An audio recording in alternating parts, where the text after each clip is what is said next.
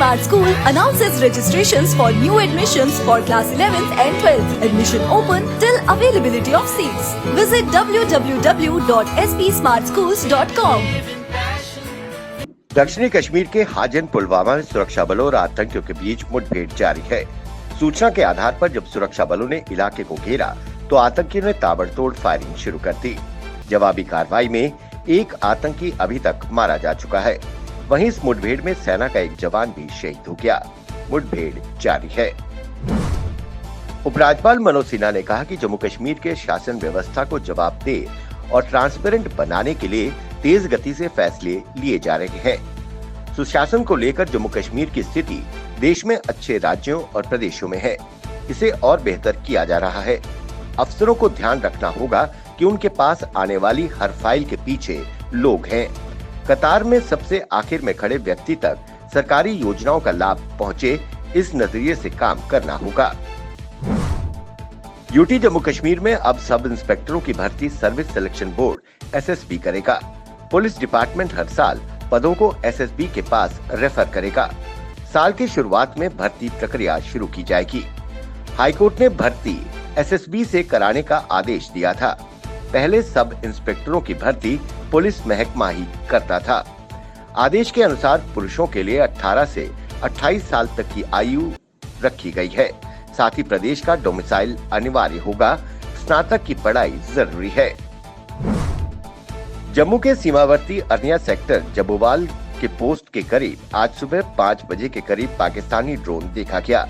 जैसे ही सीमा पर तैनात बीएसएफ के जवानों ने की नजर इस पर पड़ी, उन्होंने तुरंत फायरिंग शुरू कर दी। पाकिस्तानी ड्रोन वापस लौट गया।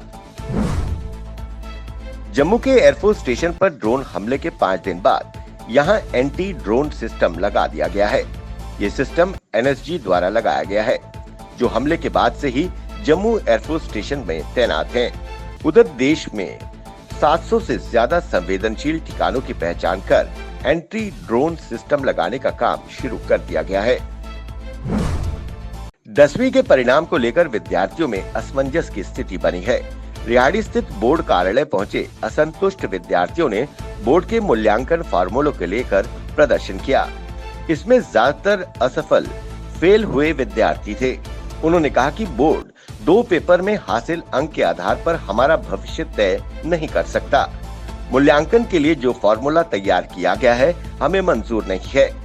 या तो बोर्ड हमें पास करे या फिर सभी का पेपर दोबारा ले। रियासी जिले के भमाक तहसील की पंचायत हरोट कोट के गोरता क्षेत्र में कालिका मंदिर के ठीक पास आसमानी बिजली गिरने से 4 भैंसों की दर्दनाक मौत हो गई।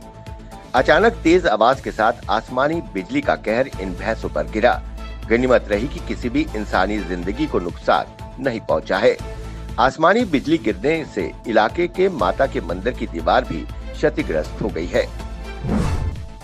जिला पुंछ के शेर कश्मीर ब्रिज पर एक तेज रफ्तार फोर्स टेम्पो और वैगनार की टक्कर हो गई। मौके पर मौजूद लोगों ने बताया कि टेम्पो ओवर स्पीड आ रहा था और रॉन्ग साइड पर था। अगर इसकी टक्कर फोर्स टेम्पो से नहीं हुई होती तो ये पुल के नीचे जा गिरता। इसमें 20 सवारियां बैठी थी, जिनकी जिंदगी खतरे में पड़ सकती थी। कोरोना वायरस की दूसरी लहर के कारण 7 हफ्तों से बंद रहने के बाद बनिहाल बारामूला रेल सेवा आंशिक रूप से बहाल कर दी गई है। 50% यात्रियों के साथ चलने की अनुमति है और ट्रेन बनिहाल से बड़गाम सेक्टर तक ही चलेगी, जबकि बड़गाम से बारामूला के लिए ट्रेन सेवा अगले आदेश तक स्थगित रहेगी।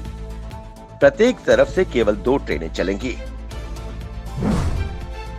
प्रधानमंत्री कार्यालय में राज्य मंत्री डॉक्टर जितेंद्र सिंह ने बताया कि केंद्र शासित प्रदेश का दर्जा मिलने के बाद जम्मू कश्मीर में 800 से ज्यादा केंद्रीय कानून लागू हो चुके हैं। उन्होंने ये जानकारी शेर Kashmir international convention centre Srinagar में शुरू हुए 2 दिवसीय क्षेत्र सम्मेलन सुशासन की प्रतिकृति का उद्घाटन के बाद दी। सम्मेलन में 10 राज्यों के 750 अधिकारी भाग ले रहे हैं। उन्होंने कहा कि प्रधानमंत्री नरेंद्र मोदी के नेतृत्व में केंद्र सरकार सभी के लिए न्याय और पारदर्शिता के लिए संकल्पबद्ध है। जम्मू कश्मीर को पूर्ण राज्य का दर्जा बहाली की मांग के बाद अब लद्दाख से भी ऐसी मांग उठने लगी है। केंद्रीय गृह राज्य मंत्री जे किशन रेड्डी के साथ मुलाकात के दौरान कारगिल डेमोक्रेटिक अलायंस ने ये मांग उठाई। जम्मू कश्मीर पुनर्गठन कानून में लद्दाख को बिना विधानसभा के केंद्र शासित प्रदेश बनाया गया था। कारगिल डेमोक्रेटिक अलायंस में वहां की सिविल सोसाइटी समूह समेत कई राजनीतिक नेता शामिल हैं। जम्मू कश्मीर में परिसीमन आयोग के 6 जुलाई से शुरू हो रहे 4 दिवसीय दौरे का कार्यक्रम तय हो गया है। अपने दौरे में 3 दिन आयोग की टीम राजनीतिक दलों के नेताओं से विचार विमर्श करेगी। इसके लिए सभी मान्यता प्राप्त राष्ट्रीय और राज्य स्तरीय दलों को न्योता भेजने का सिलसिला चुनाव कार्यालय की ओर से शुरू कर दिया गया है। भीषण गर्मी के साथ तपिश झेल रहे जम्मू कश्मीर के कई हिस्सों में राहत की बारिश हुई। जम्मू में देर शाम तेज हवाओं ने तांडव मचाया। शहर के साथ जिलों के कई हिस्सों में बिजली गुल रही। जिले के कई हिस्सों में बारिश हुई। वहीं मौसम विज्ञान केंद्र श्रीनगर के अनुसार 2 जुलाई से 5 जुलाई को जम्मू कश्मीर के कुछ हिस्सों में बारिश के साथ 30 से 40 किलोमीटर प्रति घंटा की रफ्तार से हवाएं चल सकती हैं। देश की सरकारी तेल कंपनियों की ओर से आज सिर्फ पेट्रोल के दामों में बढ़ोतरी की गई है। पेट्रोल की कीमत में 40 पैसे तक की बढ़ोतरी की गई है। आज डीजल के दामों में कोई बढ़ोतरी नहीं की गई।